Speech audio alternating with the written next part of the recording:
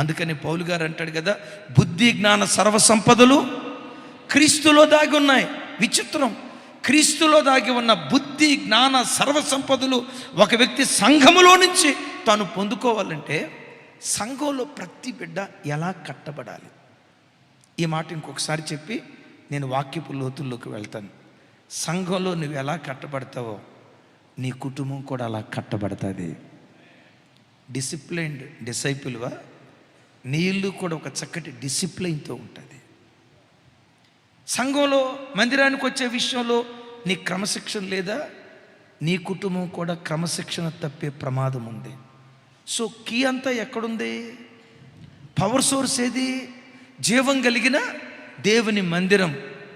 ఓ తండ్రిగా చెప్పబోతున్నాను, ఇక మీదట దేవుడు మనకిచ్చిన మన సంఘంలో, దేవుడు మనకిచ్చిన ఈ పరిచర్యలో ఇంకొకసారి ఈ మాట చెప్తున్నాను. ఈ పరిచర్య నేను పిలిస్తే మీరు రాలేదు, దైవ సేవకురాలు పిలిస్తే మీరు రాలేదు, ఎవరో చెప్తే పురికొల్పబడి మీరు ఈ పరిచర్యకి రాలేదు. ఈ పరిచర్య ప్రభు వలన మీరు పొందిన పరిచర్య. ఈ పరిచర్యను దేవుడు మీకు కానుకగా ఇచ్చాడు. ఇంకోసారి చెప్పంటారు, పౌలు గారు అంటారు, ఈ పరిచర్య ప్రభు వలన పొంది తిని అన్నట్టు ఆ మాట. ఇమాన్యుయల్ మినిస్ట్రీస్ అనే ఈ పరిచర్య ఎవరు మీకు ఇచ్చారు? మేమీలా అమ్మా రండి అని ఒకవేళ మేము పిలిస్తే ఒక వారం వచ్చేవాళ్ళు, రెండు వారాలు వచ్చేవాళ్ళు. మన పరిచర్యలో దేవుని మహా గొప్ప కృప, 24 సంవత్సరాల నుంచి పచ్చని ఒలీవ చెట్లుగా నాటబడి స్థిరపడిన కుటుంబాలు ఉన్నాయి. ఇన్నేండ్లు నాటబడటానికి ఈ పరిచర్య ప్రభు ద్వారా మీరు పొందారు. ఇది ప్రభు మీకు ఇచ్చిన పరిచర్య. ప్రభు మనకిచ్చిన మన పరిచర్యలో ఎలా మనం బ్రతకాలి? బుద్ధి జ్ఞాన సర్వసంపదలు క్రీస్తులో దాగి ఉన్నాయి కదా, దేవుని సమస్తము సంఘంలో దాగి ఉంది కదా. ఎలా బ్రతికితే ఆయనలో దాగి ఉన్న వాటిని మనం అనుభవించగలుగుతాం? ఒకసారి చూడండి, కొలస్సీలకు రాసిన పత్రిక 2వ అధ్యాయం 6-7 వచనాలు. లైవ్ చూస్తున్న బిడ్డలకు కూడా నా మనవి, మీరు ఏ సంఘాలకు వెళ్తున్నా ఓ మంచి సంఘాన్ని ఎన్నుకోండి. ఇంటికి దగ్గరగా ఉన్న సంఘం కాదు, బైబిల్కి దగ్గరగా ఉన్న సంఘాన్ని ఎన్నుకోండి. ఆ సంఘంలో ఎలా మనం బ్రతికితే చూడండి, కొలస్సీలకు రాసిన పత్రిక 2వ అధ్యాయం 6-7 వచనాలు నాతో కలిసి. కావున మీరు ప్రభు అయిన క్రీస్తు యేసును అంగీకరించిన విధముగా ఆయన యందు వేరు పారిన వారై ఇంటి వలె కట్టబడుచు, మీరు నేర్చుకున్న ప్రకారముగా విశ్వాసమందు స్థిరపరచబడుచు కృతజ్ఞతాస్తుతులు చెల్లించుట యందు విస్తరించుచు ఆయన యందుండి నడుచుకొనుడి. విన్నారా? అపోస్తలుడైన పౌలు వారు కొలస్సీ సంఘానికి 4 విలువైన మాటలు చెప్తాడు. 6వ వచన ప్రారంభంలో ఏమంటాడంటే, మీరు ప్రభు అయిన క్రీస్తు యేసును అంగీకరించిన విధముగా. అద్భుతం. ఈ కొలస్సీ పట్టణానికి పౌలు గారు రాలా. ప్రారంభంలో అంటాడు, నా ముఖము మీలో ఎవరూ చూడలేదు, నా ముఖం చూడని వారి కొరకు ప్రార్థన చేస్తున్నాను. అంటే కొలస్సీ సంఘానికి పౌలు గారు వెళ్ళి వాక్యం ప్రకటించాల.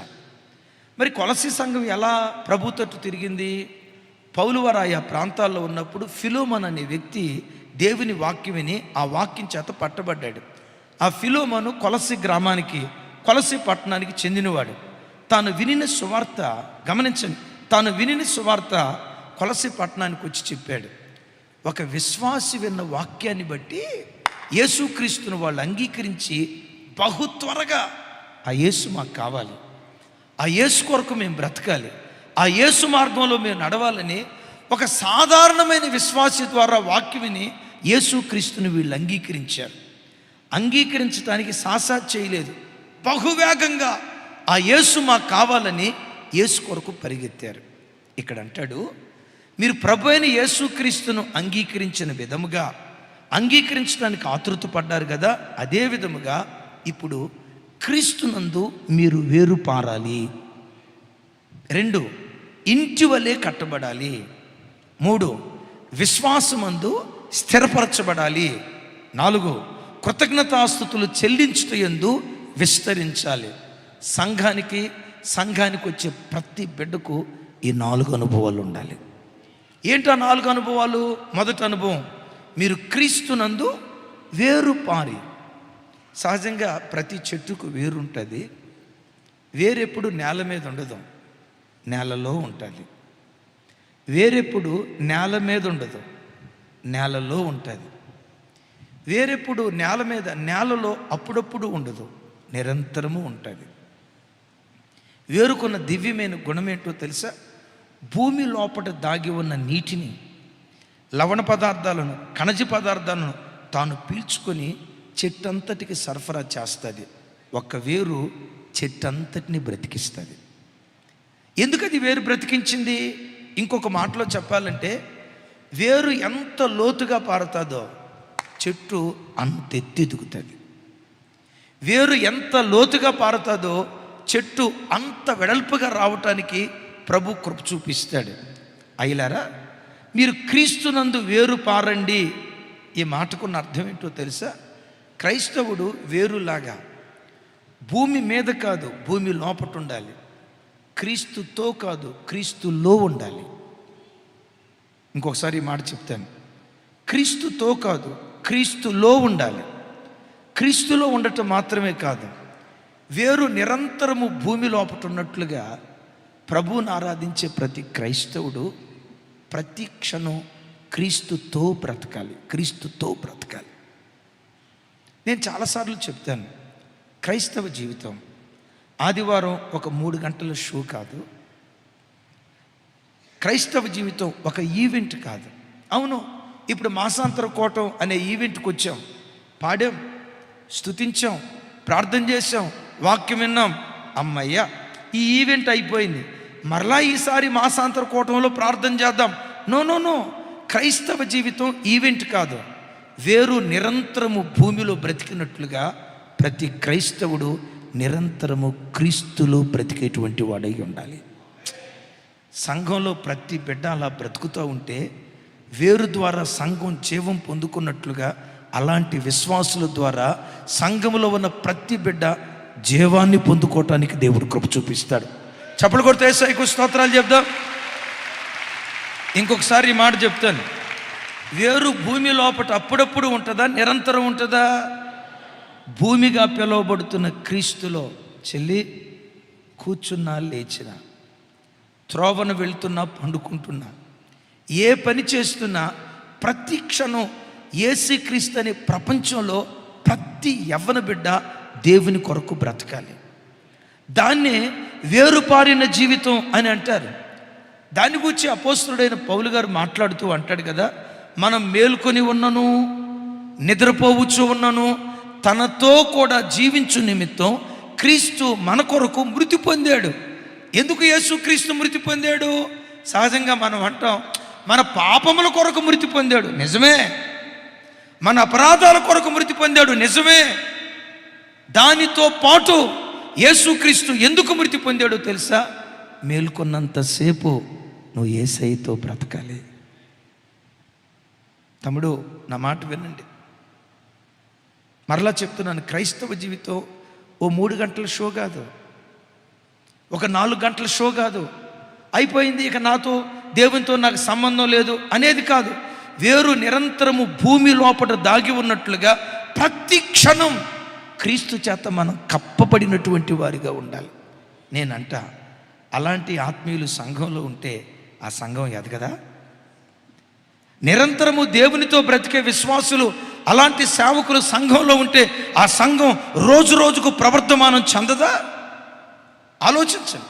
అంటాడు, క్రీస్తునందు వేరుపారి అనండి. ఇప్పుడు వేరేం చేస్తుంది? భూమిలో ఉన్న వాటిని పీల్చుకుంటుంది. పీల్చుకుని దేనికి సరఫరా చేస్తుంది? సంఘానికి వచ్చే ప్రతి బిడ్డ క్రీస్తులో ఉన్నదాన్ని ఆస్వాదించాలి, క్రీస్తులో ఉన్నదాన్ని పీల్చుకోవాలి. వినండి ఈ మాట. భూమి లోపట ఉన్నదాన్ని వేరు పీల్చుకొని చెట్టుకు సరఫరా చేసింది. భూమిలో ఉన్నదాన్ని వేరు పీల్చుకోవటాన్ని బట్టే చెట్టు బ్రతికింది. సంఘానికి వచ్చే ప్రతి బిడ్డ వేరు భూమిలో ఉన్న దాన్ని పీల్చుకున్నట్లుగా క్రీస్తులో ఉన్న పరిశుద్ధతను నువ్వు సంపాదించుకోవాలి. క్రీస్తులో ఉన్న ప్రేమ నా వైపు చూడాలి. క్రీస్తులో ఉన్న ప్రేమ, క్రీస్తులో ఉన్న ఓర్పు, క్రీస్తులో ఉన్న క్షమాపణ, క్రీస్తులో ఉన్న నీతి కలిగిన జీవితం, క్రీస్తులో ఉన్న ఆ ఉన్నతమైన వ్యక్తిత్వం, క్రీస్తు సాత్వికం, క్రీస్తు మృదు స్వభావం, క్రీస్తు ఏమై ఉన్నాడో క్రీస్తు గుణగణాలను నీలోకి ఆస్వాదించుకొని ప్రజలకు నువ్వు అందిస్తూ ఉంటే ఆ సంఘం జీవం కలిగిన సంఘంగా మార్చబడుతుంది. దేవుని మనస్సు, దేవుని దృష్టి ఆ సంఘంలో ఉండి ప్రజల జీవితాల్లో దేవుడు కార్యాలు చేయటం ప్రారంభిస్తాడు. నేను అంటాను, క్రీస్తు పరిశుద్ధత నువ్వు ప్రజలకు అందించాలంటే మొదట నీలో ఏముండాలి? పరిశుద్ధత నీలో ఉండాలంటే నువ్వు ఎవరి నుంచి తెచ్చుకోవాలి? వేరు భూమి లోపటుండి, ఎగైన్ చెప్తున్నాను, వేరు భూమి లోపటుండి భూమిలో ఉన్న నీళ్లను పీల్చుకుంటుంది, భూమి లోపల ఉన్న ఖనిజ పదార్థాలను పీల్చుకుంటుంది. సంఘములో ఉన్న ప్రతి బిడ్డ క్రీస్తులో ఉన్న స్వభావాలను సంపాదించుకునే వ్యక్తులుగా దేవుని సన్నిధిలో బ్రతకాలి. కొన్ని చోట్లకు వెళ్తే కొన్ని సంఘాల పరిస్థితులు చెప్తూ ఉంటే కొన్ని చోట్ల ఉప్పొంగుతూ ఉంటుంది హృదయం. కొన్ని చోట్లకు వెళ్తే సంఘాలలో ఎలాంటి భ్రష్టమైన వ్యక్తులు ఉన్నారా? అరే, సంఘానికి కూర్చున్న భయం ప్రజలకు లేదా? అయ్యో, జీవం కలిగిన దేవుని మందిరంతో ఆడుకోవటానికి వీళ్ళు ఎట్లా తెగించారు? ప్రభు అన్నాడు కదా, ఎవడైనా నా ఆలయాన్ని పాడు చేస్తే, కొంచెం పెద్దగా చెప్పండి సార్, ఎవడైనా నా ఆలయాన్ని పాడు చేస్తే నేను వాడిని పాడు చేస్తానన్నాడు. దాన్ని ఆపోజిట్లో చెప్పండి, ఎవడైనా నా సంఘాన్ని బాగు చేస్తే ఆడిని నేను బాగు చేస్తానన్నాడు. చూసారా? చూస్తూ ఉంటాను. కొన్ని చోట్లకి వెళ్తే కొంతమంది సాక్ష్యాలు చెప్తూ ఉంటే ఒక తమ్ముడు చెప్తున్నాడు, నాకంటే సేవలు చిన్నోడు తమ్ముడు, చాలా ప్రేమగా ఉంటాడు, మంచిగా సేవ చేస్తాడు, చిన్న వయసే కానీ ఓ 400 మంది సంఘం కలిగిన మంచి సంఘం. ఆ తమ్ముడు చెప్తాడు, అన్న, ఒక అబ్బాయి మా ప్రాంతంలో ఇంజనీరింగ్ చేయటానికి వచ్చాడు. ఆ బాబు పేరు కిషోర్. ఇంజనీరింగ్ చేయటానికి వచ్చాడు. ఒకప్పుడు ఇంటర్మీడియట్ దాకా వాళ్ళ ఊరిలో పలానా చోట ఉండేవాడట, మంచి పెంతుకో సంఘానికి వెళ్ళేవాడట. ఆ బాబుకి ఇక్కడ ఇంజనీరింగ్ సీట్ వచ్చిన తర్వాత కొంచెం కాలేజీకి దగ్గరలో మన చర్చి ఉంటే మన చర్చికి రావటం స్టార్ట్ చేశాడు. అన్న, ఆ యవ్వన బిడ్డ మా చర్చికి వచ్చిన తర్వాత మా సంఘంలో ఉన్న యవ్వన బిడ్డలందరూ దేవుని కొరకు మండించబడటం ప్రారంభించారు, దేవుని కొరకు వెలిగించబడటం ప్రారంభించారు. ఈరోజు మా మందిరానికి దరిదాపుగా 75 మంది యవ్వన బిడ్డలు వస్తారు. ఈ 75 మంది యవ్వన బిడ్డలు ఎవరిని స్ఫూర్తిగా తెచ్చుకున్నారో తెలుసా? కిషోర్. ఏంటయ్యా ఆయన ప్రత్యేకత? శనివారమే మందిరానికి వస్తాడన్న బాబు, మందిరం అంతా ఊడుస్తాడన్నా. 10:30 ప్రాంతంలో మందిరం ఊడ్చే కార్యక్రమం అయిపోయిన తర్వాత, అన్నా అదిగో ఆ మూలకి వెళ్తాడన్నా. రాత్రి 1 గంట దాకా ప్రార్థన చేసుకుంటాడన్నా. తర్వాత బైబిల్ చదువుకుంటాడన్నా. ఏ 1:30కో 2:00కో పండుకుంటాడన్నా. సరిగ్గా 5ంటికి లెగుస్తాడన్నా. 5 గంటల నుంచి 6 గంటల వరకు స్తోత్ర బలి, నైవేద్య బలి చేస్తాడన్నా. 6ంటికి స్నానానికి వెళ్తాడన్నా. 9ంటికి ప్రార్థన అయితే 8 గంటలకల్లా చర్చికి వచ్చి చర్చ్ అంతా రెడీ చేసి 8:30కు మోకరిస్తాడన్నా. ఆ బాబు వయసు ఎంతో తెలుసన్నా? 18 సంవత్సరాలు. నేను అడిగాను, వాళ్ళ అమ్మా నాన్న ఎక్కడ ఉంటారా? అయ్యో, అమ్మా నాన్న ఎక్కడన్నా? హాస్టల్లో ఉంటాడన్నా. హాస్టల్లో ఉంటాడా?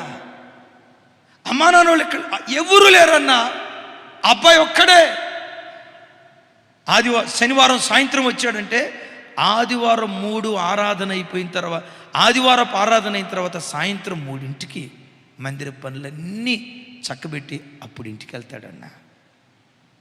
ఆ ఒక్క యవ్వన బిడ్డను ఒక్కొక్క బిడ్డ చూసి ఎవరైనా ఆ బిడ్డ పక్కన కూర్చుంటే, రాత్రి నేను ప్రార్థన చేసుకునేటప్పుడు కళ్ళు మూసుకుని దేవుని సన్నిధిలో కన్నీళ్ళు విడుస్తూ ప్రార్థన చేసినప్పుడు దేవుని చేతి స్పర్శ నేను అనుభవించానయ్యా. దేవుని స్వరం నేను యవ్వన బిడ్డ, 18 సంవత్సరాల బిడ్డ ఈ మాటలు మాట్లాడుతూ ఉంటే, అన్నా దేవుడు మీతో మాట్లాడా? దేవుని స్వరం మీరు విన్నారా? ఏడుస్తూ ఆ తాకిడి నేను అనుభవించి, ఇది దేవుని మందిరమే కానీ వేరొకటి కాదు. ఈ స్థలంలో దేవుడున్నాడు, ఆయన తాకిడి నేను అనుభవించానని యవన బిడ్డల మధ్యలో కూర్చున్నప్పుడు ఈ వాక్యం ద్వారా దేవుడు నాతో మాట్లాడాడు. ప్రార్థన చేసినప్పుడు దేవుని చేతి స్పర్శ అనుభవించా. ఇవి మాట్లాడుతూ ఉండేవాడట. సహజంగా యవన వయసు ఎలాంటిదో తెలుసా? ఆకర్షణకు ఇట్టే లోబడే వయసు. అది మంచి అయినా టకమని చెప్పాలి. అది మంచి అయినా చెడైనా ఆకర్షణకు ఇట్టే లోబడే. ఇక్కడ కావాలంటే చూడండి, ఇప్పుడు నేను వాక్యం చెప్తా ఉంటే చాలామంది తమ్ముళ్ళు చెల్లెళ్ళు నేను కూడా పాస్టర్ని అయితే ఎంత బాగుండో కదా ఇక్కడ అనుకుంటారు. క్రికెట్ ఆడ చూశారనుకోండి, నేను కూడా కోహ్లీ అయితే బాగుండు కదా. ఇప్పుడు కోహ్లీ అయిపోయినట్టుంది, ఇంకెవరు వచ్చారు కొత్తోడు.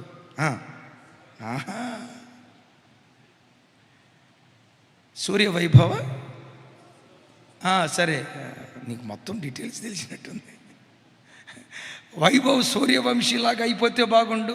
చూడండి, ఈ మధ్య యవనస్తుల మధ్యలో ఒక కటింగ్ వచ్చింది. ఎన్నో ఫ్యాషన్లు వచ్చాయి, కానీ అసలు ఆ ఫ్యాషన్ చూస్తే వాంతి వస్తుంది. నాకైతే లిటరల్గా వాంతి వస్తుంది. కటింగ్ ఏంటో తెలుసా? మొత్తం బొరికలు ఈ సైడే కటింగ్. ఆ మధ్య మన చర్చికి వచ్చేవాడు ఒకడు వేసుకొని వచ్చాడు. అరే నీకు దండం పెడతారా నాయన, ఇంకోసారి రాకరా బాబు, కావాలంటే నేను కటింగ్ చేపిస్తా పద అని చెప్పాను. సారీ నన్ను, ఆడు మంచివాడు, చాలా మంచివాడు. బొరికలు. అరే ఏం బాగుందిరా ఇది. ఆకర్షణకు ఇట్టే లోబడే వయస్సు. ఆ ఒక్క యవన బిడ్డ కూర్చొని దేవుని గూర్చి, ప్రార్థన గూర్చి, వాక్యం గూర్చి మాట్లాడితే 3 యవనస్తులు 5 అయ్యారట, 5 10 మంది అయ్యారట, 10 మంది 20 మంది అయ్యారట. ఆ 20 మంది ఈరోజు 70 మంది అయిపోయారు. ఎందుకు ఆ బిడ్డ అంతమందికి జీవాన్ని పోసాడో తెలుసా? వేరుగా ఉన్న బిడ్డ క్రీస్తులో ఉన్న జీవాన్ని పొందుకున్నాడు, క్రీస్తులో ఉన్న పరిశుద్ధత పొందుకున్నాడు, క్రీస్తులో ఉన్న మంచితనం పొందుకున్నాడు, క్రీస్తులో ఉన్న సాత్వికం పొందుకున్నాడు. తనలో ఉన్నదాన్ని ఇతరులకు సరఫరా చేశాడు. కొంతమంది ఉంటారు చర్చికి వచ్చే దౌర్భాగ్యులు, కొందరు ఉంటారు. వాడు సినిమా చూసి వస్తాడా, ఆగడం. అరే నేను ఐమాక్స్ థియేటర్కి వెళ్ళారా, ఈ దరిద్రుడు వీడు పాడైంది కాక చర్చికి వచ్చే అమాయకపు పిల్లలను పాడు చేస్తాడు. ఎవరినైనా ఒక వ్యక్తి పాడు చేశాడు అంటే వాడు దేవుని ఆలయం. ఎవడైనా నా ఆలయాన్ని పాడు చేస్తే నేను వాడిని పాడు చేస్తానన్నాడే. దౌర్భాగ్యుడిగా ఉన్న నువ్వు సినిమాకి వెళ్ళి, నువ్వు గంజాయి తాగి, నువ్వు మత్తు పదార్థాలు తీసుకొని రాయి. గంజాయి దమ్ము లాగితే అన్న నా వైపు చూసి, గంజాయి దమ్ము లాగితే ఎట్టుంటుందో తెలుసా? చర్చికి వచ్చి ఈ దరిద్రపు చేష్టలు చేస్తే దేవుని ఉగ్రత దిగి వస్తుంది. దేవుని చేతిలో పడుట భయంకరం. దేవుని లేఖనాల్లో రాయబడిన మాట. నేను పలానా అమ్మాయికి లవ్ లెటర్ రాశారా, మరి నీటిలో కంట్రీ ఫస్ట్ వచ్చిన మాటలు మాట్లాడతాడు చర్చికి వచ్చి.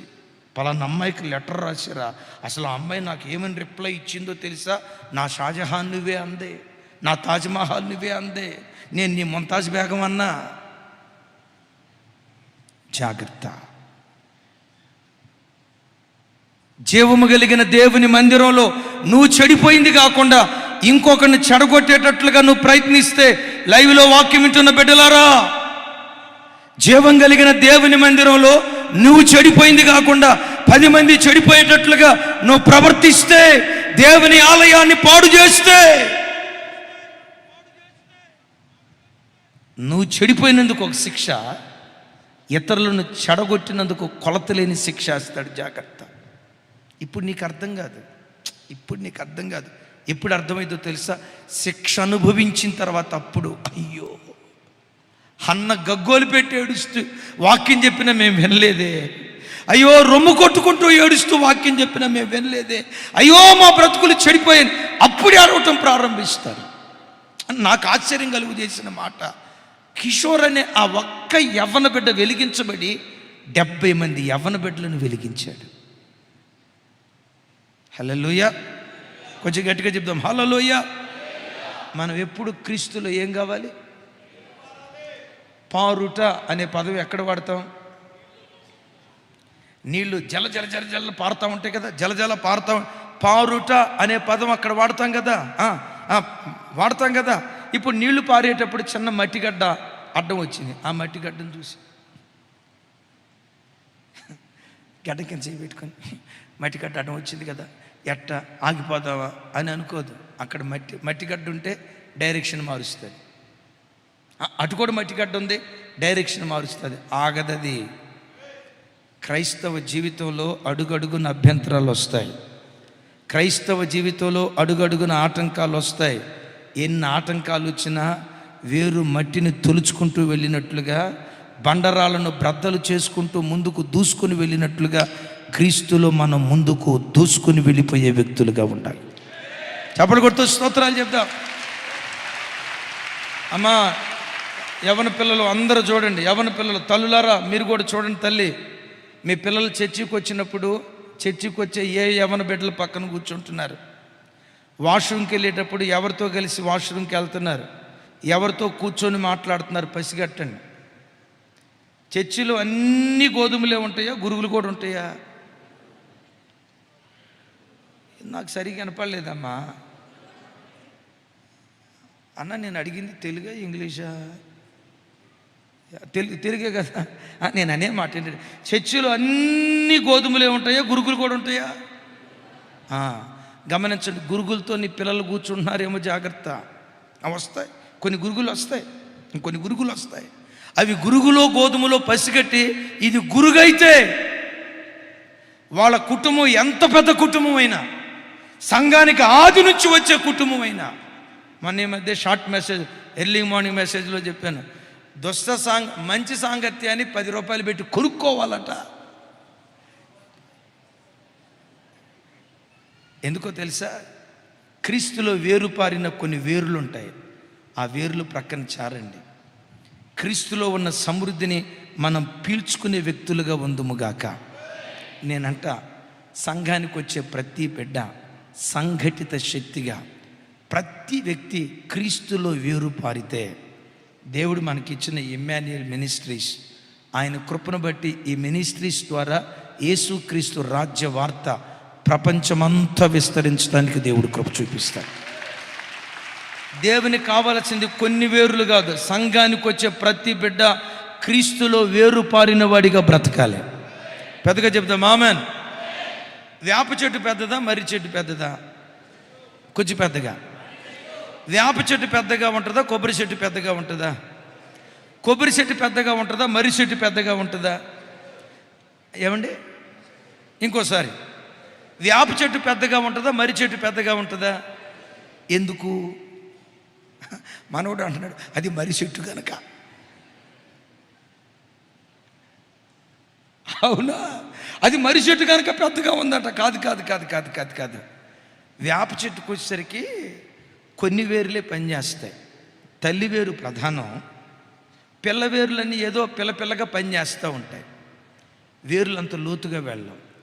మర్రి చెట్టు ఉంది చూసారా? అదిగో, థ్యాంక్ యూ తమ్ముడా. రేపు బాప్తిసాల కార్యక్రమం ఉంది, బాలు వచ్చేసాయి. రైట్, వింటారా?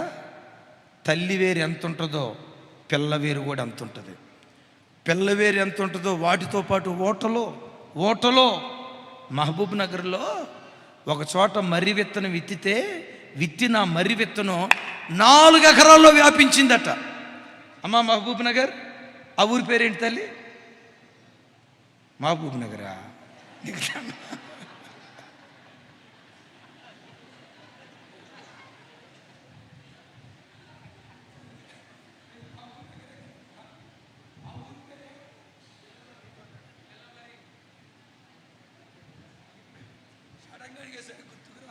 పిల్లల మర్రి. ఏ ఊరమ్మది? పిల్లల మర్రే కదా. రైట్, పిల్లల మర్రి అది ఆ ఊరి పేరు. విత్తిన విత్తనం 4 ఎకరాలు. మేము వెళ్ళాం. అసలు ఆ చెట్టుకు మొదలెక్కడో, విత్తనం నాటబడింది ఎక్కడో ఎప్పటికీ అర్థం కాల. అంత మహావృక్షం అవటానికి వేర్లన్నీ సంఘటిత శక్తిగా పనిచేశాయి. అదిగో ఆ చెల్లి మొదలుకొని వెనక కూర్చున్న రమేష్ అన్న వరకు, అదిగో బాల్కనీలో పైన కూర్చున్న ప్రకాష్ అన్న వరకు, మనం అందరం సంఘ క్షేమం కొరకు సంఘటిత శక్తిగా దేవుని కొరకు పనిచేద్దాం. వచ్చిపోయే వాళ్ళకి ఎవరు ఉండొద్దు.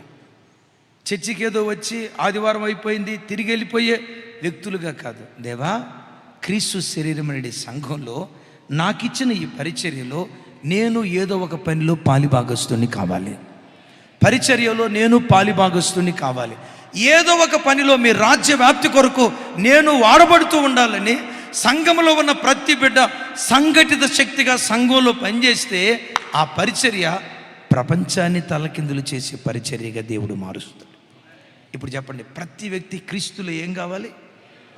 ఇంకోసారి వేరు నేలలో అప్పుడప్పుడు ఉంటుందా, నిరంతరం ఉంటుందా? క్రీస్తుతో మన సహవాసం అనుక్షణం ఉండును గాక. ఆ ప్రపంచంలోనే విహరించాలి, ఆ ఊహల్లోనే విహరించాలి, ఆ మాటల్లోనే విహరించాలి. రెప్పపాటు కాలం కూడా ఆయనకు దూరంగా బ్రతకకుందుముగాక. ఎందుకు? దేవుని మనస్సు, దేవుని కనుదృష్టి. ఇంకొక మాటలో చెప్పాలంటే దేవుని సర్వస్వము మందిరంలోనే ఉంది. రెండో మాట, ఒక మాట అంటాడు, భలే చక్కటి మాట, ఇంటి వలె కట్టబడుచు అనండి ఒకసారి, కొంచెం గట్టిగా.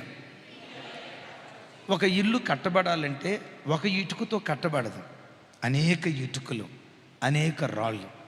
ఏమండి, రాళ్ళు బాగా ఆనుకొని అతుక్కొని ఉంటే ఇల్లు కట్టబడిద్దా? Touch me not. నా వైపు చూడాలి అందరూ. మీరు ఇక్కడ ఇటుకలు దూరంగా ఉంటే కట్టబడతాయా? ఇల్లు వలె కట్టబడటం అంటే దాని అర్థం ఏంటో తెలుసా? సంఘానికి వచ్చే ప్రజలందరి హృదయాలు కలిసిపోవాలి. నా వైపు చూడాలి అందరూ. నేను ఎప్పుడు చెప్తా, మందిరానికి వచ్చారంటే చాలు. ఇంకోసారి అంటున్నాను, ఈ పరిచర్యకు మీరు రాలా, మేం పిలిస్తే రాలా, ఎవరో పిలిస్తే రాలా, ప్రభు వలన ఈ పరిచర్య మీరు పొందారు. జీవనేడి నిన్నేమన్నా నేను పిలిచానా? ఇప్పుడు ఏమన్నాడు తెలుసా? ఇప్పుడు పిలిచారు కదా నన్ను, ఇప్పుడు కాదు. ఈ పరిచర్య ప్రభు వలన మీరు పొందారు. మిమ్మల్ని ప్రేమించి ఈ మహా గొప్ప పట్టణంలో మీ ఆత్మలు బలపడటానికి, దేవునిలో ఎదగటానికి, నామకార్థ సంఘాలలో కట్టబడకుండా ఒక సత్తువ కలిగిన సంఘంలో, అపోస్తల ఉపదేశంలో, సారవంతమైన తోటలో, కంచె కలిగిన పొలంలో దేవుడు మిమ్మల్ని నాటాడు. మీకు ఆత్మ సంబంధమైన మనసు ఉంది. ఆత్మ సంబంధమైన మనసున్న వాళ్ళు అనుకుంటారు, దేవా, నేను కట్టుకున్న లక్షల రూపాయల ఇల్లు కంటే నా సంఘం నాకు గొప్పదయ్యా, ఎంత మంచి పరిచర్యలో నన్ను నాటావు, ఇంతకు మించి నాకేం కావాలి? అయితే బిడ్డలారా, సంఘానికి వచ్చిన తర్వాత సంఘములో ప్రతి బిడ్డ ఇంటి వల్లే కట్టబడుచు అనండి. ఆ మాట,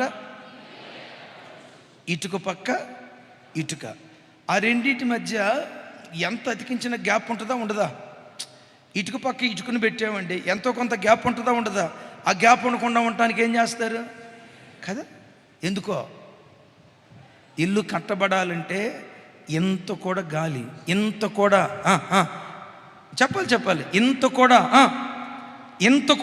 చెప్పాలి, ఇంత కూడా గ్యాప్ ఉండకూడదు, అంత కలిసి ఉండాలి. సంఘం దేవుడు మనకిచ్చిన పరిచర్యకు వచ్చిన తర్వాత విశ్వాసులందరూ అలా ఐక్యతతో బ్రతుకుతూ ఉంటే, అలా ప్రేమతో బ్రతుకుతూ ఉంటే, అలా సఖ్యతతో బ్రతుకుతూ ఉంటే దేవుడు ఎక్కడో కాదు, ఆ సంఘములోనే సజీవుడిగా సంచరించడం ప్రారంభిస్తాడు. తన మహిమ కలిగిన కార్యాలు ఆ స్థలంలో చేయటం ప్రారంభిస్తాడు. అందుకని నేనంట, ఎప్పుడు మీరు మందిరానికి వచ్చిన చర్చిలో మన అన్నోళ్ళు ఎవరు కనపడ్డా బ్రదర్స్ రమేష్ అన్న, ప్రెజిలాడన్నా, సుధాకర్ అన్న, ఇంకా గ్రాన్యువల్ కంపెనీలోనే ఉన్నావన్నా, అన్న ప్రెజిలాడన్నా, నా ఊత. మళ్ళా వచ్చే ఆదివారమే కదా ఈ అన్న ముఖం చూసేది, వచ్చే ఆదివారమే కదా ఈ అక్క ముఖం చూసేది, వచ్చే ఆదివారమే కదానని ఈ ఐక్యత ఉంటే, సహోదరులు ఐక్యత కలిగి నివసించుట ఎంత మేలు, ఎంత మనోహరము, ఆశీర్వాదము, శాశ్వత జీవం అక్కడ ఉండవలెనని సైన్యములకు అధిపతిగా యెహోవా సెలవిచ్చి ఉన్నాడు. కొంచెం గట్టిగా హల్లెలూయా.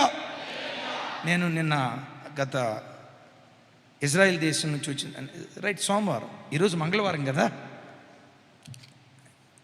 మీకు డౌట్ వచ్చిందమ్మా. అదే సోమవారం సేవకులు తమ్ముళ్ళందరిని పిలిచి మాట్లాడుతా వాళ్ళతో చెప్పాను, తమ్ముడు, అక్క, మేమిద్దరం ఇక్కడ పరిచర్య ప్రారంభించాం. మా ఇద్దరితో ప్రారంభించబడిన ఈ పరిచర్య దేవుడు తన మహా గొప్ప కృపను బట్టి ఈరోజు ఆయన కృపను బట్టి పట్టణంలో వేల కొలదిగా, ప్రత్యక్షంగా వేల కొలదిగా, పరోక్షంగా లక్షల కొలదిగా దేవుడు విస్తరింపజేశాడు. అలా విస్తరింప చేయటానికి కారణం పరిచర్య విషయంలో అక్క మనసు, నా మనసు ఏక మనసు. మేము కొట్లాడుకున్న జ్ఞాపకం నాకు తెలిసి లేదు. పరిచర్య విషయమై మేము వివాదపడిన దినం ఒక్కటి కూడా లేదు. యోబు గ్రంథంలో రాసి ఉంటుంది, గాలి కూడా జొరబడిని ఐక్యత అని యోబు గ్రంథంలో రాసి ఉంటుంది. చిన్న అవకాశం కూడా మా మధ్యలో సాతానికి మేము ఇవ్వాలి. పరిచర్య విషయంలో ఎంత ఐక్యంగా మనసు ఉంటుందో అంత ఐక్యంగా ఉంటుంది. ఐక్యత ఉన్న చోట ఆశీర్వాదము, శాశ్వత జీవం ఉంటుంది కదా. దేవుడు తన ఆశీర్వాదాన్ని, శాశ్వత జీవాన్ని కుమ్మరించి వేల కొలదిగా దేవుడు విస్తరింపజేశాడు. నిన్న థర్డ్ సర్వీస్కి ఎవరెవరు వచ్చారో ఒకసారి చేతులు ఎత్తండి. సరే, థర్డ్ సర్వీస్ వాలంటీర్స్ ఎవరైనా ఉన్నారా? గ్రౌండ్ ఫ్లోర్లో వాలంటీర్స్, మేబీ ఇప్పుడు వాళ్ళు కింద ఉండి ఉంటారు. ఇందాక రమేష్ అని కనపడ్డాడు, మెకానిక్ రమేష్ అన్నా చెయ్యి ఎత్తవే. మెకానిక్ రమేష్ అని, ఇంకెక్కడ మెకానిక్, రిటైర్మెంట్ అయినట్టున్నాడు. నిన్న నువ్వు కార్ పార్కింగ్ కాడ ఉన్నావు కదా. కార్ పార్కింగ్ 2000 గజాలు, మందిరం 1000 గజాలు, కార్ పార్కింగ్ 2000 గజాలు. నిన్న థర్డ్ సర్వీస్కి ఆ 2000 గజాల నిండా కార్లు ప్యాక్ అయ్యి 30 కార్లు రోడ్డు మీద పెట్టారంట. ఆగండి, అబ్రాహ్మ అన్న, మన బీపీ రంగయ్య గారు ఎక్కడున్నాడో, బీపీ రంగయ్య గారు వచ్చి చెప్తున్నాడు, అన్న మనం 20 ఎకరాలు కాదన్నా 100 ఎకరాలు తీసుకోవాలన్నా అన్నాడు.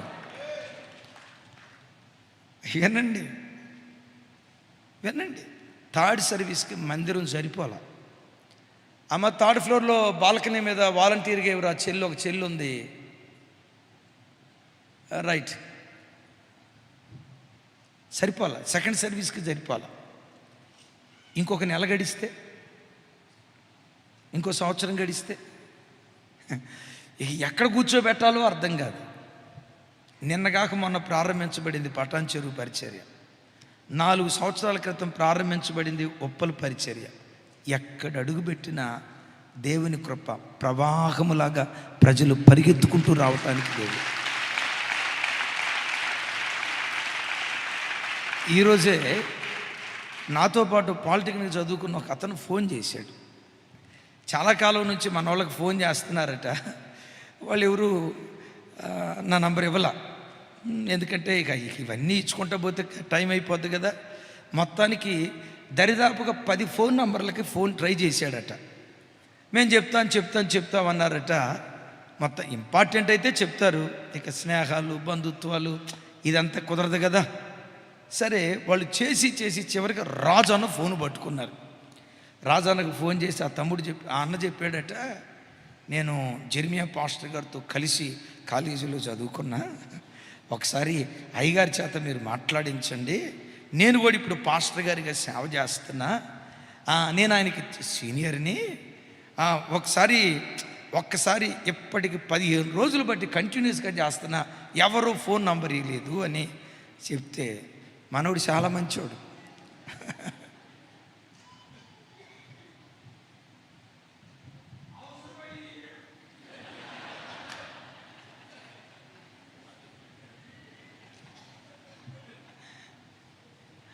నాకు నంబరంతా పంపించి మిమ్మల్ని నేను ఫోన్ చేశా. చాలా మంచివాడు. మాట్లాడుతా ఆయన సాక్ష్యం చెప్తా ఉన్నాడు.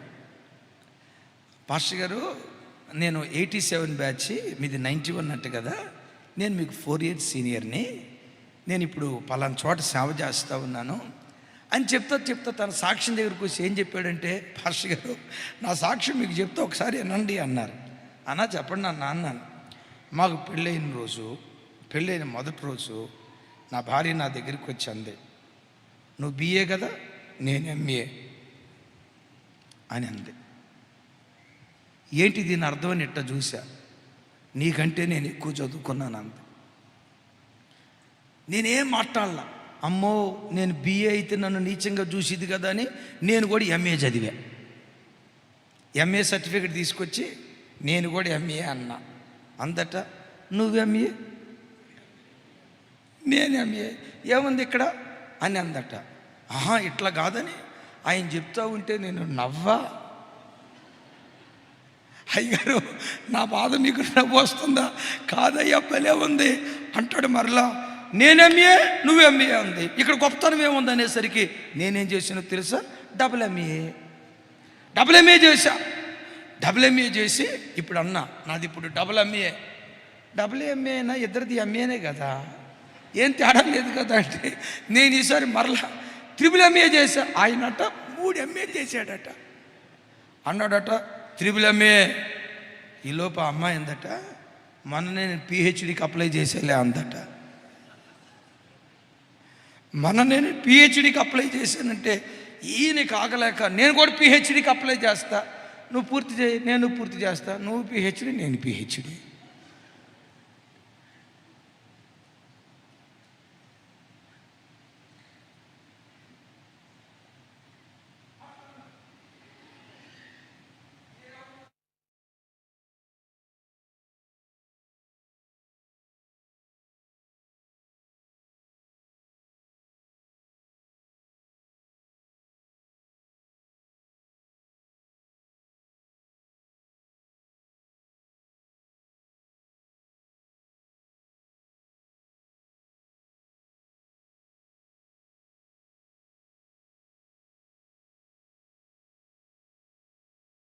అమ్మా, శరీరాలు గ్యాప్ ఉండొచ్చు, మనసు గ్యాప్ ఉండకూడదు.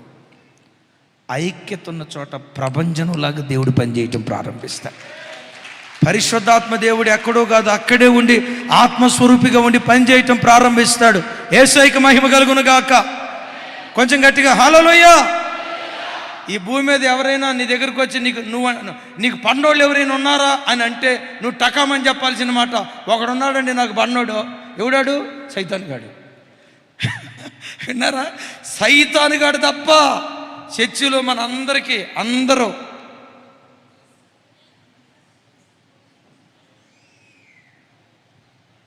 అక్క, ప్రిన్సిపల్ అక్క, కటీఫా దోస్త్ అలా ఐక్యంగా ఇంటిలాగా కట్టబడాలి. పెద్దగా చెబుతాం ఆమేన్. ఇల్లు అని అన్నాం కదా, ఇల్లు అంటే ఒకటి పిల్లర్లేనా? ఇల్లు అంటే ఒక ముఖద్వారమేనా? ఒక కిటికీనేనా? ఒక తలుపులేనా? ఒక స్లాబేనా? అన్నీ కలిస్తే ఇల్లా? వినండి, సంఘానికి ప్రతి వాడు కావాలా. Praise the Lord. కొంచెం గట్టిగా ప్రైజ్ ది లార్డ్. సంఘానికి ప్రతి వారు కావాలి. ఇంకోసారి చెప్పండి గట్టిగా, సంఘానికి ఎవరు కావాలి? ప్రతి వారు కావాలి. సైకిల్ మీద వచ్చే కడు పేదవాడు మొదలుకొని కోట్ల రూపాయల ఖరీదైన కారులో, రోల్స్ రాయల్ కారులో వచ్చే కోటీశ్వరుడు వరకు సంఘానికి అందరూ కావాలి. అందరినీ కలుపుకోవాలి. Praise the Lord. మా కిటికీ వద్దండి, అచ్చం దర్వాజా పెట్టుకుంటామండి, కుదిరిద్దా అని చెప్పాలి గట్టిగా. ఏమంటే మా గోడలు వద్దండి, అన్ని పిల్లర్లే పెట్టుకుంటామండి, గోడలు లేకుండా ఇల్లు ఉంటుందా? ఇంటికి అన్నీ అవసరమైనట్లుగా బిడ్డలారా, సంఘానికి వచ్చే ప్రతి బిడ్డ మాకు కావాలి అన్న ప్రత్యక్షత ఉండాలి. నేను సేవకు వచ్చినప్పటి నుంచి నేను ప్రభువుని అడిగిన ఒక మాట ఏంటో తెలుసా? పాత విశ్వాసులు దీనికి సాక్ష్యం. నాకు ఇచ్చిన గొర్రెల్లో నేను వేటిని పోగొట్టుకోకూడదు, కడవరకు కాపాడి మీ ఎదుట పెండ్లి కుమార్తెగా నిలవబెట్టాలి. ఈ బోయాజా ఒకటి కోపిస్తాడు, వద్దు వెళ్ళిపో. పురుషోత్తం గారా, పేరులో పురుషోత్తమే కానీ అదో. నువ్వు ద్వేషించుకుంటూ పోతే మదర్ తెరీసా ఒక మాట అంటది, నువ్వు ద్వేషించుకుంటూ పోతే నువ్వు ప్రేమించడానికి ఎవ్వడూ మిగలడు. చాలా ఖరీదైన మాట. చాలా ఖరీదైన మాట. నువ్వు ద్వేషించుకుంటూ పోతే వీళ్ళు మంచివాళ్ళు కాదు, వీళ్ళు మంచివాళ్ళు కాదు, వీళ్ళు మంచివాళ్ళు కాదు, వీళ్ళు మంచివాళ్ళు కాదు, వీళ్ళు మంచివాళ్ళు కాదు, వీళ్ళు మంచివాళ్ళు కాదు, వీళ్ళు మంచివాళ్ళు కాదని ఇక ఆళ్ళు మంచివాళ్ళు కాదు, వీళ్ళు మంచివాళ్ళు కాదు అంటున్నావంటే ఇందు మూలంగా తేలిన ఫలితార్థం ఏమనగా, ప్రసంగి భక్తుడు అంటాడు కదా, ఇందు మూలంగా తేలిన ఫలితార్థం ఏమనగా నువ్వే మంచివాడు కాదు.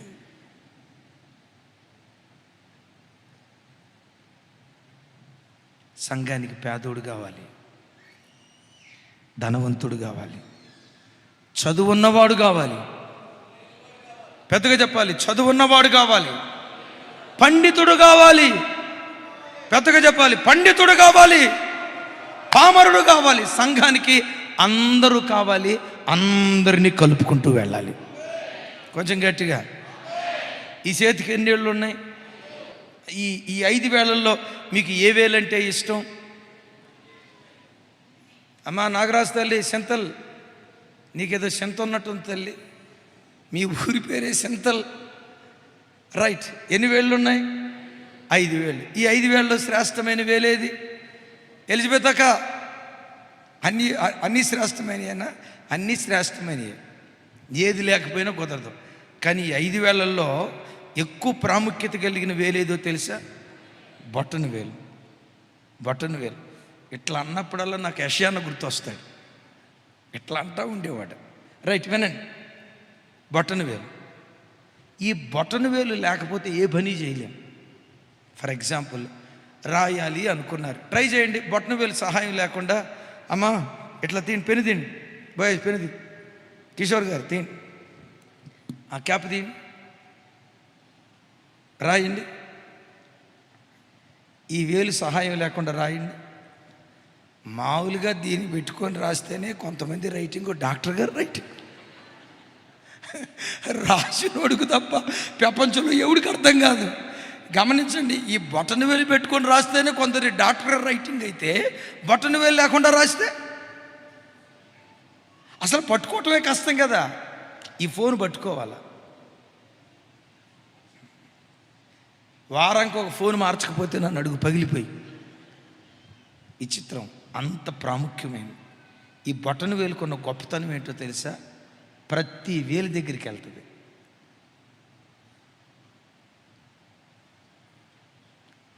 ఈ ఏళ్ళు ఉంటాయి రా తల్లి, పక్క పక్కనే ఉంటాయి, కానీ ఒకదాని దగ్గరకు ఒకటి వెళ్ళవు. చూడండి, ట్రై చేయండి. ఇట్ట పావు, నాది వైసీపీ అంటది, అది టీడీపీ అంటది, ఇది జనసేన అంటది, అది బీజేపీ అంటది, మాది టీఆర్ఎస్ అంటది, ఇంకోటి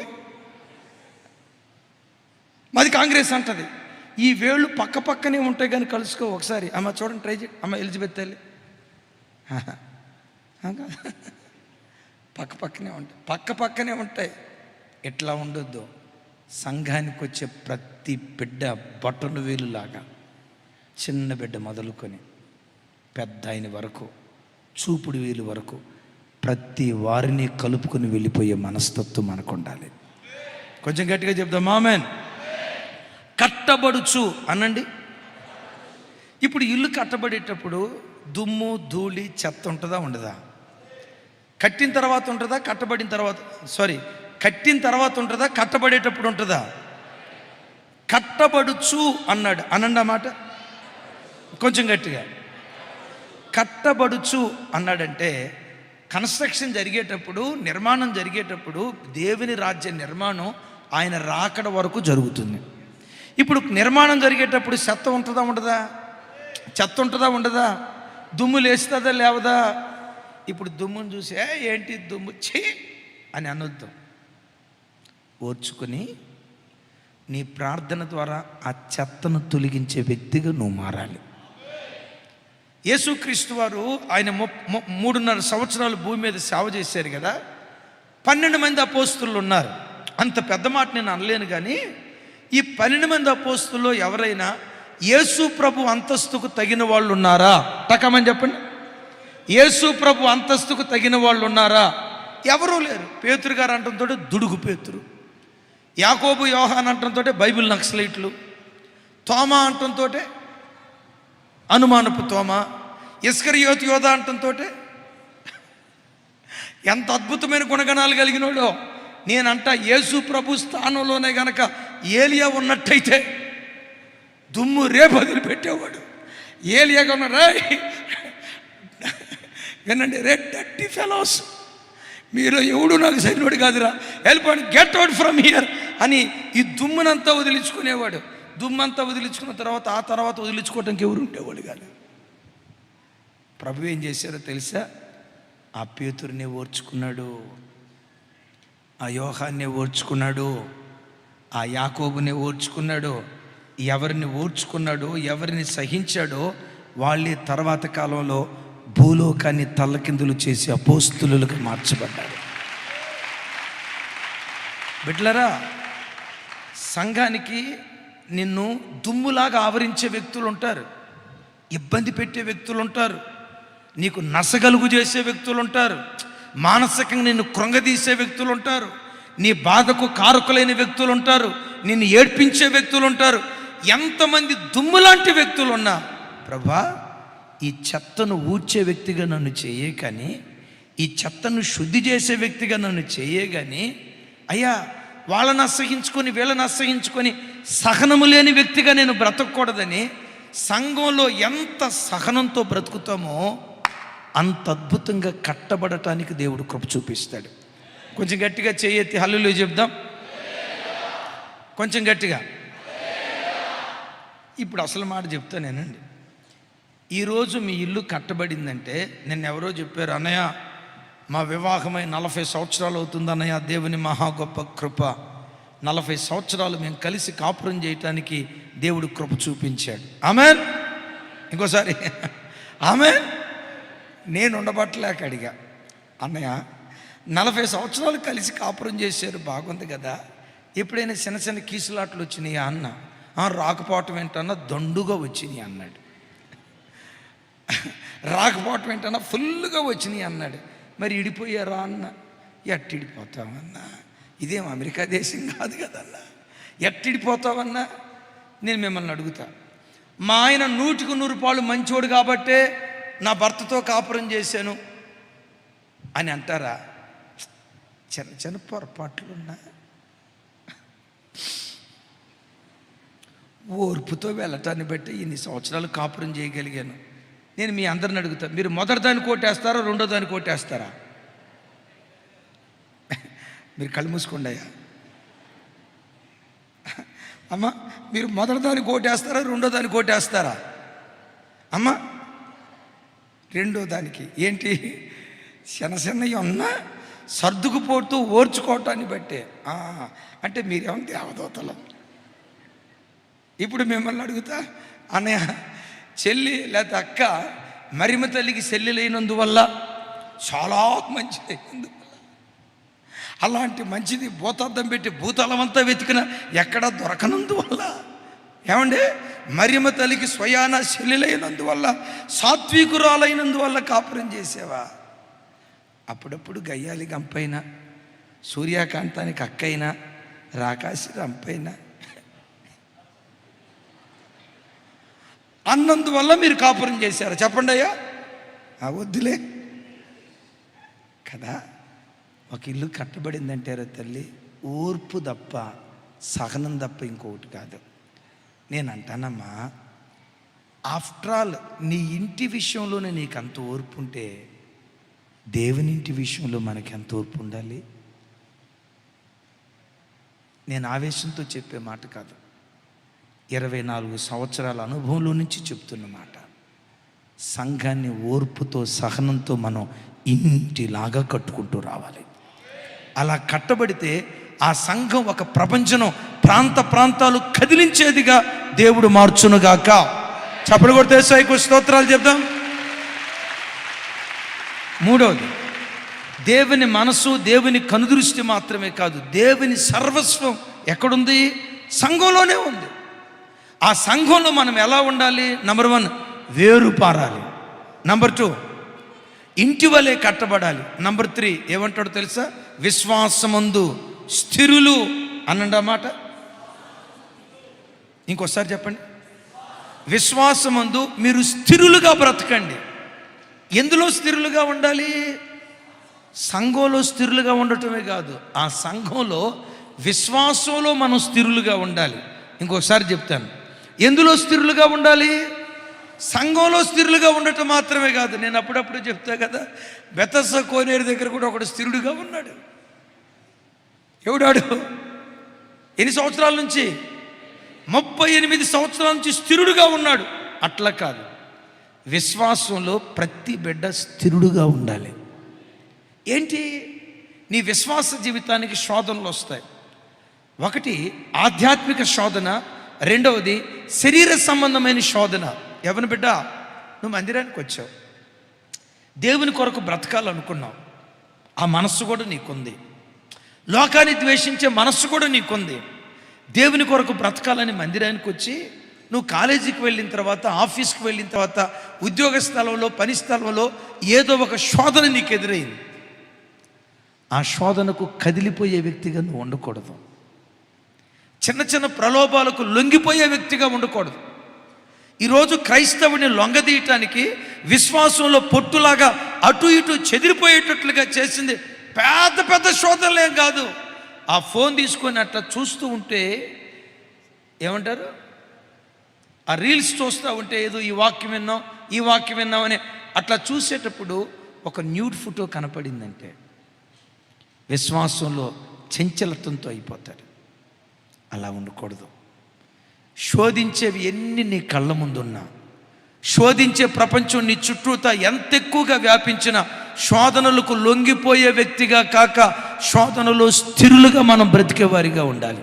అంటాడు కదా యాకోబు భక్తుడు, శోధన సహించువాడు, నేనంట శోధన సహించువాడు మాత్రమే కాదు, శోధన జయించువాడు ధన్యుడు, వాని తల మీద దేవుడు జీవ కిరీటాన్ని పెడతాడు. పెద్దగా చెప్దాం ఆమెన్, పెద్దగా చెప్దాం ఆమెన్. రెండవది శరీర సంబంధమైన శోధనలు వస్తాయి. భక్తిగా బ్రతుకుతావు, ఆత్మీయంగా ఎదుగుతావు, దేవుల్లో వర్ధిల్లుతూ ఉంటావు. దేవుల్లో ఎంత వర్ధిల్లినా అనుకోని పెను తుఫాన్లు నీ బ్రతుకులు ఎదురవుతాయి. గతంలో ఎన్నడూ వినని ఉప్పెన లాంటి ఓ భయంకరమైన శోధనలు నీ బ్రతుకులు నీకు ఎదురవుతాయి. ఆ భయంకరమైన శోధనల మధ్యలో కూడా నిత్యము కదలని సియోను కొండలాగా దేవుని కొరకు నువ్వు స్థిరురాలిగా నిలవబడాలి. ఒక్క మాట కూడా దేవుని మీద నువ్వు ఆయాసంగా అనొద్దు. ఏమని తెలుసా? ఇంకొక మాట చెప్తాను, చాలా విలువైన మాట. నీ భౌతిక సంబంధమైన పరిస్థితులు ఏవి నీ ఆధ్యాత్మిక జీవితం మీద దాడి చేయకూడదు. ఏం చెప్పాను ఒకసారి చెప్పండి. నీ భౌతిక సంబంధమైన స్థితిగతులు ఏవి నీ ఆధ్యాత్మిక జీవితం మీద, నీ భక్తి జీవితం మీద దాడి చేయకూడదు. కొంచెం గట్టిగా ఆమెన్, కొంచెం గట్టిగా ఆమెన్. ఇంకోసారి, దేని మీద దాడి చేయకూడదు? ఇంకోసారి, ఆధ్యాత్మిక ఏవి నీ భౌతిక సంబంధమైన స్థితిగతులు. ప్రార్థన చేసావు, ఆ ఉద్యోగం దొరికిద్దని రాలేదన్న వార్త వినటంతో, దేవా ఆ ఉద్యోగం నాకు ఈనందుకు నీకు స్తోత్రం కలుగును గాక. ఒక్కళ్ళు కూడా ఆమెనల్లా. పిల్లలు నీట్ ఎగ్జామ్ రాశారా? దేవుడు ఇస్తాడు, ఆమెన్. దేవుడు ఇచ్చాడు, దేవుడు ఇలా. ఏమండి అందరూ డాక్టర్లు అయ్యి ప్రపంచాన్ని వెలిగించారా? తమ్ముడా నువ్వే డాక్టర్ అయ్యా? డాక్టర్ కాదుగా. అన్నా నువ్వేం డాక్టర్? నేనేమన్నా డాక్టర్నా కదా? నీ పిల్లలు డాక్టర్లు అయ్యే వెలిగించరు. ఒక మార్గం మూయబడితే అంతకంటే శ్రేష్టమైన మార్గం దేవుడు తెరుస్తాడు. అయితే నీ జీవితంలో నువ్వు నేర్చుకోవాల్సింది ఏంటంటే, నీ జీవితంలో ఎప్పుడు ఫెయిల్యూర్గా ఎంచుకో. ఆ ఫెయిల్యూర్ వెనుక, ఆ ఫెయిల్యూర్ లోపట ఒక సక్సెస్ దేవుడు దాచిపెట్టాడు. దేవుడు దాచిపెట్టినా దాచిపెట్టకపోయినా భౌతిక సంబంధమైన పరిస్థితులు ఏవి నీ ఆధ్యాత్మిక జీవితం మీద దాడి చేయకూడదు. కొంచెం గట్టిగా ఆమెన్. నా పిల్లలు భక్తిగా బ్రతకాలని రేయి మగళ్ళు ఏడ్చావు.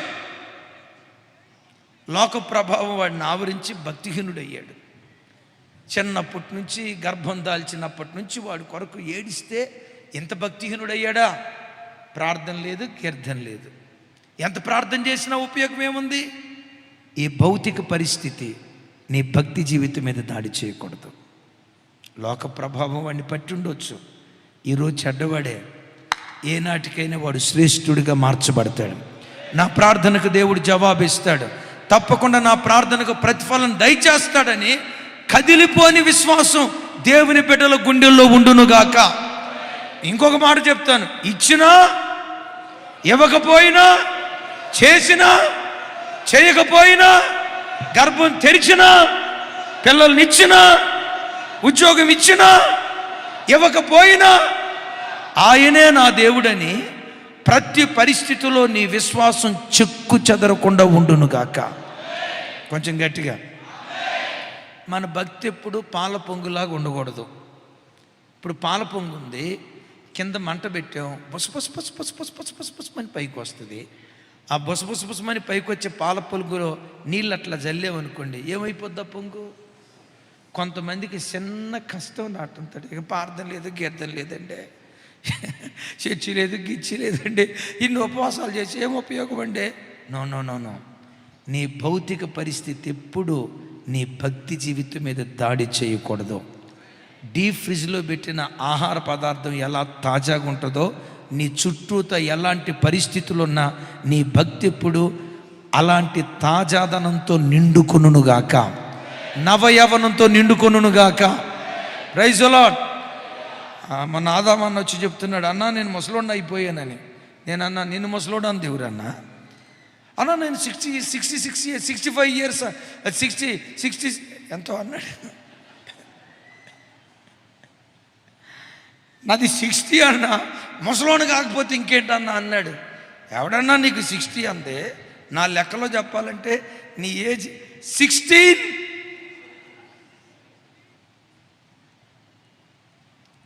వయసుకు వృద్ధాప్యం ఉంది, ఆధ్యాత్మిక జీవితానికి వృద్ధాప్యం లేదు. ఎప్పటికీ పక్షిరాజులాగా నవయవనంతో ప్రభువులో సాగిపోయే కృపదేవుడిచ్చునుగాక. అన్నిటికి మించి లాస్ట్ అంటాడు, సంఘం ఎదగాల్సిందేంటో తెలుసా? కృతజ్ఞతాస్తుతులు చెల్లించుటయందు విస్తరించుచు, కృతజ్ఞతాస్తుతులు చెల్లించుటయందు అభివృద్ధి పొందుచు అని అల్లా ఏమన్నాడు? కృతజ్ఞతాస్తుతులు చెల్లించుటయందు విస్తరించుచు. విస్తరణ అనే దాన్ని ఇంగ్లీష్లో ఏమంటారంటే, విస్తరణ అంటే ఇస్తరాకు అనుకునేరు కాక తల్లి, విస్తరణ అంటే మల్టిఫికేషన్ కదా. మల్టిఫికేషన్. 9+9 ఎంత అక్క? కాంతారావు గారు, అమ్మ ఈ 9+9 ఎంత? 18. 9 × 9 బాబు. చూసారా విస్తరణ అంటే ఎక్కడికి వెళ్ళిపోయింది? 18 ఎక్కడ రివర్స్ అయిపోయింది. నేను చెప్పే కదా, అబౌట్ టర్న్ రివర్స్ అయిపోయింది. 18 కాస్త 81, ముందున్న 1 చివరికి వచ్చింది, చివరున్న 8 81. 10 + 10 ఎంత? 20 + 20 ఎంత? 20 + 20 40. 20 × 20 100 + 100 ఎంత? 100 × 100. చూసారా? 200 ఎక్కడ, 10,000 ఎక్కడ?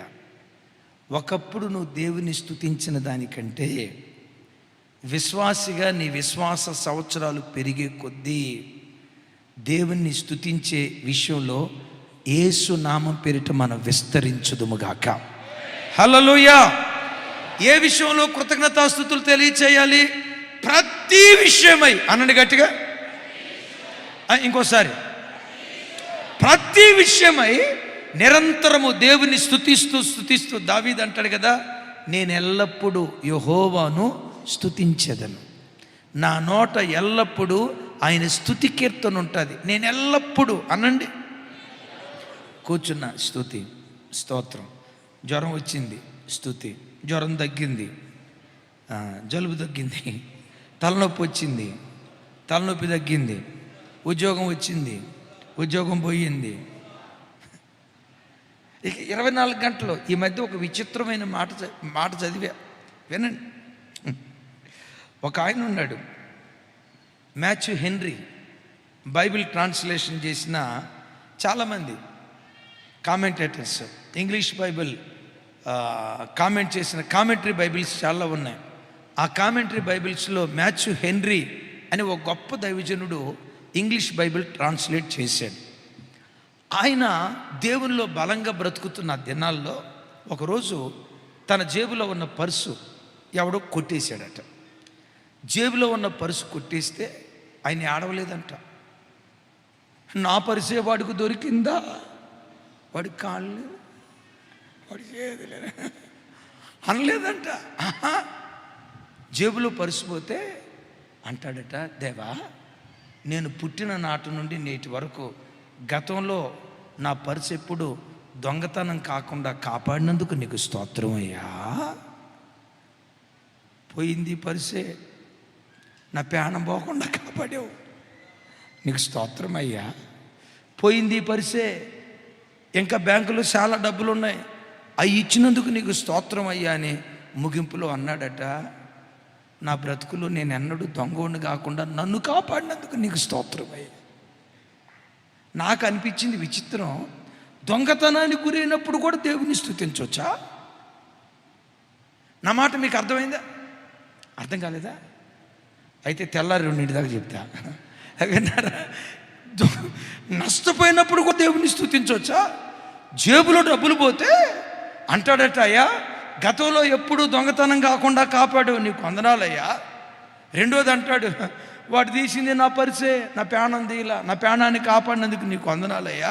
మూడోది అంటాడట, పోతే ఈ డబ్బులే పోయినాయి, ఇంకా బ్యాంకులో చాలా ఉన్నాయిగా, అవి కాపాడినందుకు నీకు స్తోత్రం అయ్యా అని ముగింపులో అంటాడట, నేను దొంగగా కాకుండా నన్ను నీతిగా నువ్వు బ్రతికించినందుకు నీకు కృతజ్ఞతలయ్యా అని దేవుని స్తుతిస్తే ఆ దైవజనుని బలపరిచి బైబుల్ రాసే అంత అద్భుతమైన కామెంటేటర్గా దేవుడు నిలవబెట్టాడు. ఒక మాట చెప్పి నేను ముగిస్తా. ఇనప మొక్కలను అయస్కాంతం ఆకర్షిస్తుంది కదా, ఇనప మొక్కలను అయస్కాంతం ఆకర్షిస్తుంది కదా, మకరందాన్ని సీతాకోక చిలుకను మకరందం, తేనెటీగను మకరందం ఆకర్షిస్తుంది కదా, కృతజ్ఞతాస్తుతి దేవుణ్ణి ఆకర్షిస్తాడు, దేవుణ్ణి ఆకర్షిస్తాడు, దేవుణ్ణి ఆకర్షిస్తాడు. నష్టంలో స్తుతించు, దేవుణ్ణి ఆకర్షిస్తుంది. ఓటమిలో స్తుతించు, ఆ స్తుతి దేవుణ్ణి ఆకర్షిస్తుంది. అపజయాల మధ్యలో స్తుతించు, ఆ స్తుతి దేవుణ్ణి ఆకర్షిస్తుంది. కన్నీటి అనుభవాల మధ్యలో స్తుతించు, అంగలార్పుల మధ్యలో స్తుతించు, కన్నీటి వేదనల మధ్యలో స్తుతించు, నష్టాల మధ్యలో స్తుతించు, అపజయాల మధ్యలో స్తుతించు. ఆ స్తుతి దేవుణ్ణి ఆకర్షిస్తుంది. దేవుడు దిగొచ్చాడా? దేవుడు దిగి వచ్చిన స్థలంలో ఇది జరుగునా అని అనుకున్నని భీకర కార్యాలు జరిగిస్తాడు. అందుకని బైబిల్లో చూస్తాం కదా, ఇశ్రాయేలీయులు చేయు స్తోత్రములపై ఎందుకు ఈ మాసాంతర కూటం పెడతాం అనుకుంటున్నారు? ఆ స్తుతిలో ఉన్న శక్తి మాకు తెలుసు. ఈ రాత్రి ఒక్క అర్ధగంట, ఒక్క 2 గంటలు, ఒక్క 4 గంటలు మనం దేవుని సన్నిధిలో మేల్కొని స్తుతించామే, ఈ 4 గంటలు 31 దినాల ఆయుష్ మనకు మోస్తుంది, 31 దినాల కాపుదల మనకిస్తుంది, 31 దినాల మన భద్రత మనకిస్తుంది. ఎందుకో తెలుసా? కృతజ్ఞతాస్తుతి వినబడే చోటకి దేవుడు దిగి వస్తాడు. అందరం మోకరించుదాం.